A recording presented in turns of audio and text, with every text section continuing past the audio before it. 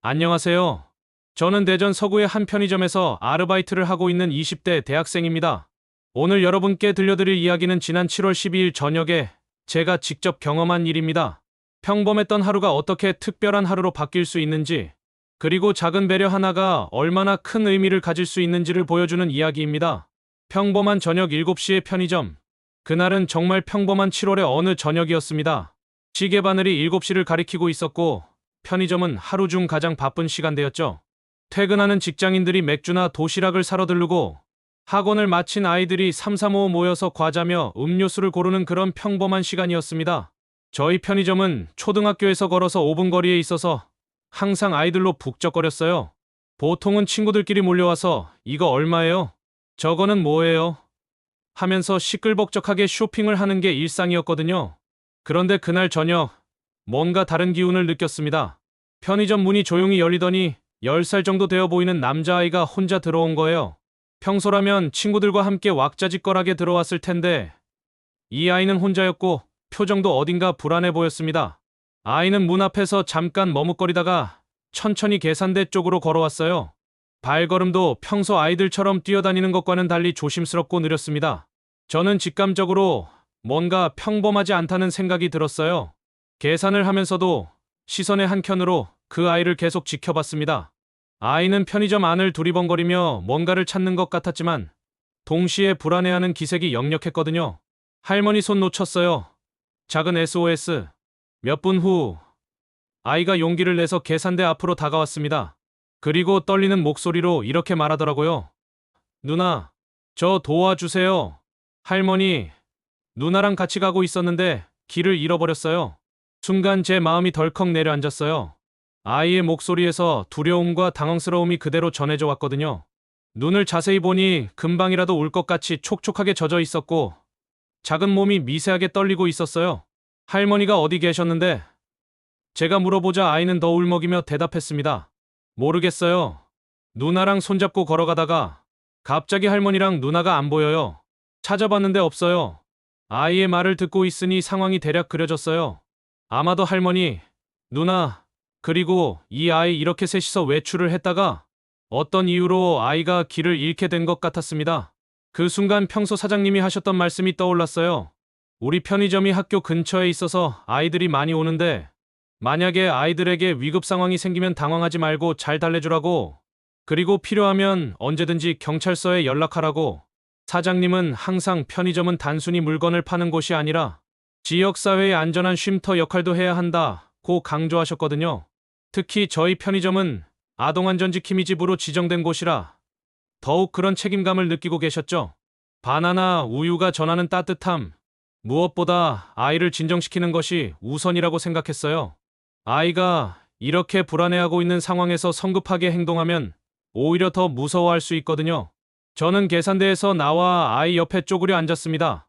아이와 눈높이를 맞추고 가장 부드러운 목소리로 말했어요. 괜찮아. 우리가 도와줄게. 누나가 할머니 꼭 찾아드릴 거야. 그런데 목 마르지 않아? 먹고 싶은 거 있으면 말해봐. 아이는 처음에는 고개를 저었어요. 아마 낯선 사람이 주는 음식을 먹으면 안 된다고 배웠을 거예요. 하지만 제가 계속 괜찮다. 누나가 사주는 거야. 할머니 찾을 때까지 여기서 기다리자고 말하니까 조금씩 마음을 열기 시작했습니다. 그럼 바나나 우유 주세요. 아이가 작은 목소리로 말했어요. 저는 냉장고에서 바나나 우유를 꺼내서 계산을 했습니다. 그리고 아이에게 건네주면서 말했어요. 천천히 마셔도 돼. 급하지 않아. 우리가 할머니 찾아드릴 테니까 걱정하지 마. 아이가 바나나 우유를 받아들고 조금씩 마시기 시작했어요. 그 모습을 보니 조금 안심이 되더라고요. 아이의 표정도 처음보다는 한결 편안해 보였거든요. 생각해보니 그 바나나 우유는 단순한 음료수가 아니었어요.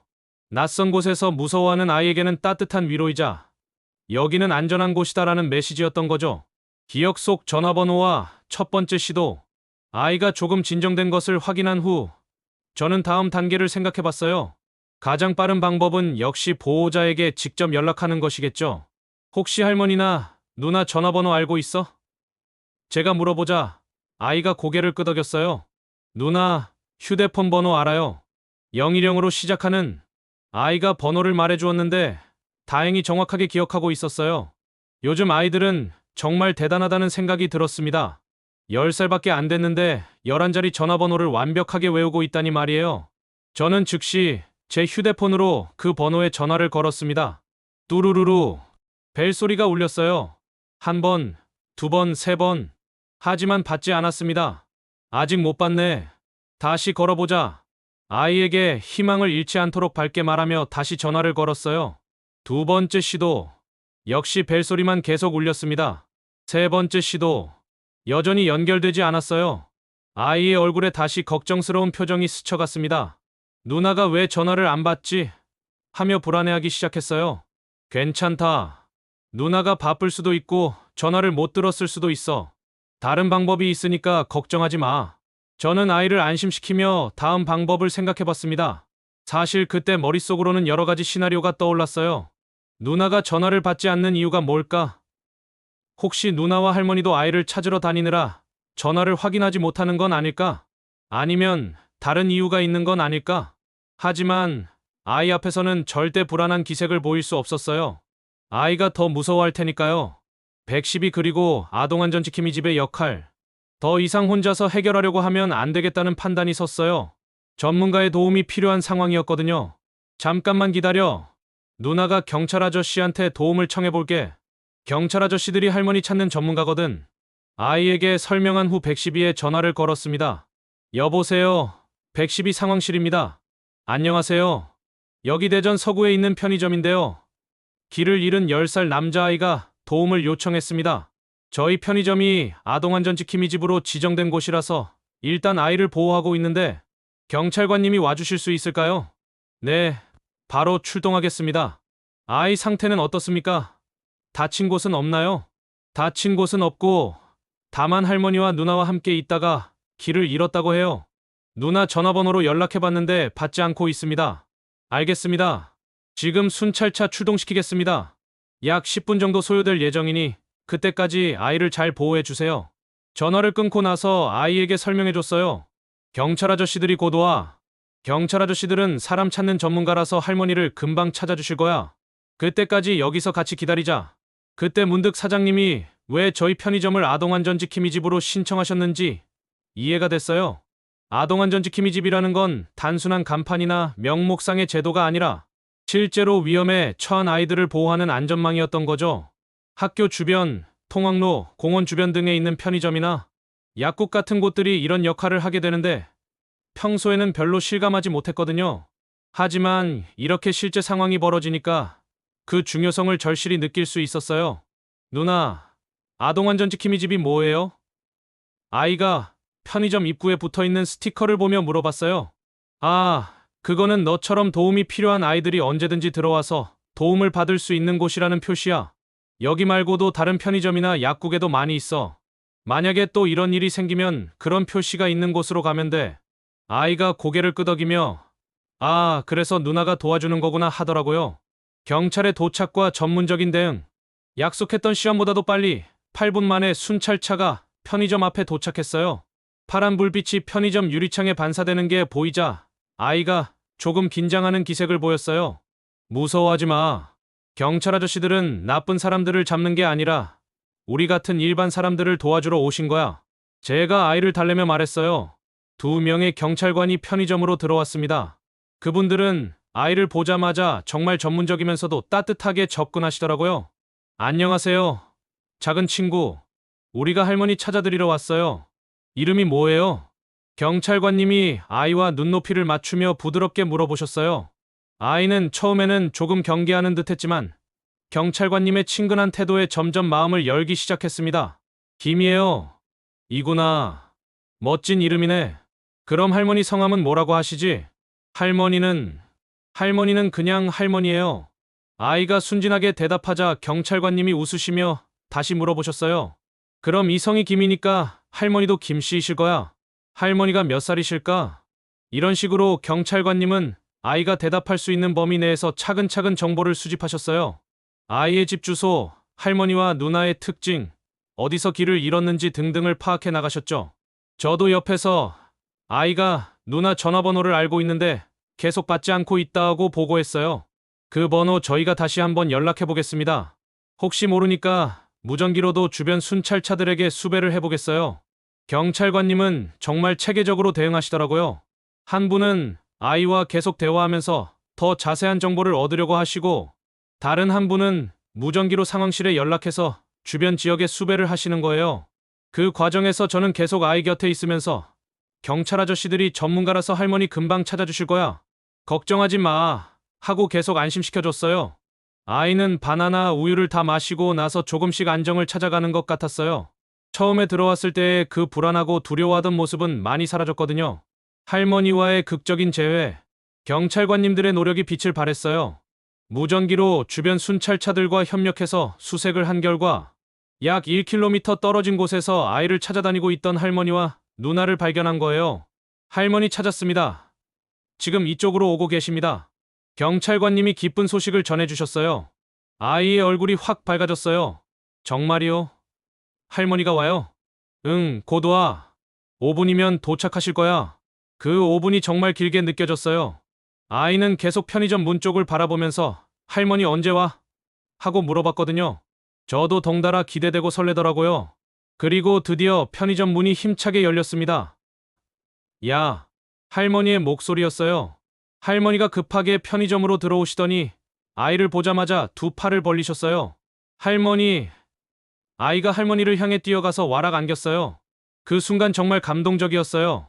할머니는 아이를 꽉 끌어안으시며 눈물을 흘리셨거든요. 할머니, 무서웠어요. 갑자기 할머니랑 누나가 안 보여서. 괜찮다, 괜찮다. 할머니가 여기 있잖니. 우리 정말 잘했다. 편의점에 와서 도움을 청한 거 정말 잘했어. 뒤이어 누나도 들어왔어요. 누나도 눈이 빨갛게 되어 있었어요. 아마 아이를 찾으러 다니면서 많이 걱정했을 거예요. 아, 정말 걱정 많이 했어. 괜찮아? 누나가 아이의 머리를 쓰다듬으며 물어봤어요. 할아버지도 함께 오셨더라고요. 할아버지는 경찰관님들과 저에게 연신 고개를 숙이시며 감사 인사를 하셨어요.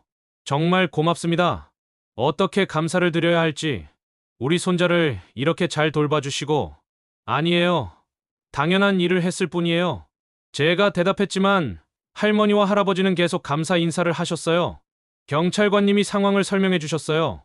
편의점 직원분이 정말 잘 대처해 주셨습니다.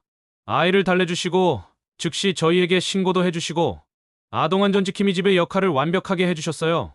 작은 배려가 만든 큰 기적. 가족들이 모두 떠나고 나서 편의점은 다시 평소처럼 조용해졌어요. 하지만 제 마음은 평소와는 전혀 달랐습니다. 그날 밤 아르바이트를 마치고 집에 가는 길에 계속 생각해봤어요. 오늘 있었던 일들이 과연 평범한 일이었을까? 바나나 우유 한 개, 겨우 1,500원짜리 음료수였어요. 하지만 그 아이에게는 얼마나 큰 위로가 되었을까요? 낯선 곳에서 무서워하던 아이에게 여기는 안전한 곳이야. 우리가 너를 도와줄 거야 라는 메시지를 전해준 소중한 매개체였던 것 같아요. 사장님이 평소에 하셨던 말씀도 새삼 의미 있게 다가왔어요. 편의점은 단순히 물건을 파는 곳이 아니라 지역사회의 안전한 쉼터 역할도 해야 한다 고 하셨던 그 말씀 말이에요. 정말 그랬어요. 오늘 우리 편의점은 한 아이에게 안전한 피난처가 되어주었거든요. 아동안전지킴이 집이라는 제도가 단순한 간판이나 명목상의 것이 아니라 실제로 아이들을 지키는 든든한 안전망이라는 것을 몸소 체험할 수 있었어요. 그리고 무엇보다 제가 보여준 작은 배려, 그 바나나 우유 한 잔이 한 가족에게는 얼마나 큰 의미였을까 생각해보니 가슴이 뭉클했어요. 며칠 후에 할머니가 다시 편의점에 오셨어요. 손에는 정성스럽게 준비한 과일 바구니를 들고 계시더라고요. 그날 정말 고마웠어요. 우리가 집에 가서도 계속 편의점 누나가 바나나 우유 사줬어. 정말 친절했어라고 말하더라고요. 작은 거였지만 그 아이에게는 정말 큰 위로가 되었나 봐요. 아니에요. 정말 당연한 일이었어요. 제가 대답했지만 할머니는 계속 말씀하셨어요. 요즘 세상이 각박하다고 하는데 이렇게 따뜻한 분들이 계시니까 안심이 되네요. 우리 이도 나중에 커서 누나처럼 다른 사람들을 도와주는 사람이 되었으면 좋겠어요. 할머니의 그 말씀을 듣고 정말 뿌듯했어요. 제가 한 작은 행동이 그 아이에게 좋은 기억으로 남았을 뿐만 아니라 다른 사람을 도와주는 것의 소중함까지 알려줄 수 있었다니 말이에요. 지금 생각해보면 그날은 정말 특별한 하루였어요. 평범하게 시작된 하루였지만 한 아이를 도와주면서 저 자신도 많은 것을 배울 수 있었거든요. 아동안전지킴이 집의 진짜 의미, 작은 배려의 큰 힘, 그리고 지역사회 구성원으로서의 책임감. 이 모든 것들을 하루 만에 깨달을 수 있었어요. 에피로그 따뜻한 연대가 만든 기적. 그 일이 있은 후로 저는 편의점에서 일하는 의미가 달라졌어요. 단순히 물건을 팔고 돈을 버는 곳이 아니라 지역사회의 안전망 역할을 하는 중요한 공간이라는 인식을 갖게 되었거든요. 특히 아이들이 편의점에 올 때마다 더 세심하게 관찰하게 되었어요. 혹시 도움이 필요한 아이는 없는지, 평소와 다른 행동을 보이는 아이는 없는지 말이에요. 얼마 전에는 학교 선생님께서 편의점에 오셔서 감사 인사를 하시더라고요. 그 아이 담임 선생님이셨대요. 아이가 학교에서도 그날 일을 자랑스럽게 이야기했다고 하시면서 아동안전지킴이집이 실제로 어떤 역할을 하는지 아이들이 이해할 수 있는 좋은 사례가 되었다고 말씀해 주셨어요. 그리고 무엇보다 그 아이가 가끔씩 친구들과 함께 편의점에 와서 여기가 내가 말했던 그 편의점이야. 누나가 정말 친절해라고 자랑하는 모습을 보면 정말 뿌듯해요. 작은 배려 하나가 이렇게 큰 의미를 가질 수 있다는 것. 그리고 우리 모두가 서로에게 도움이 되는 따뜻한 공동체를 만들어갈 수 있다는 것을 깨달았어요. 이제 저는 편의점에서 일할 때마다 그날을 떠올려요. 바나나 우유 한 잔이 만들어낸 작은 기적. 그리고 한 아이의 환한 웃음을. 혹시 이 영상을 보시는 분들 중에도 비슷한 상황을 만나게 된다면 주저하지 말고 도움의 손길을 내밀어 주세요. 여러분의 작은 관심과 배려가 누군가에게는 세상에서 가장 소중한 선물이 될 수 있거든요. 그리고 부모님들께는 아이들에게 아동안전지킴이집에 대해서 미리 알려주시길 부탁드려요. 위급한 상황이 생겼을 때 어디로 가야 하는지, 어떻게 도움을 요청해야 하는지 평소에 알려주신다면 그것만으로도 아이들에게 큰 도움이 될 거예요.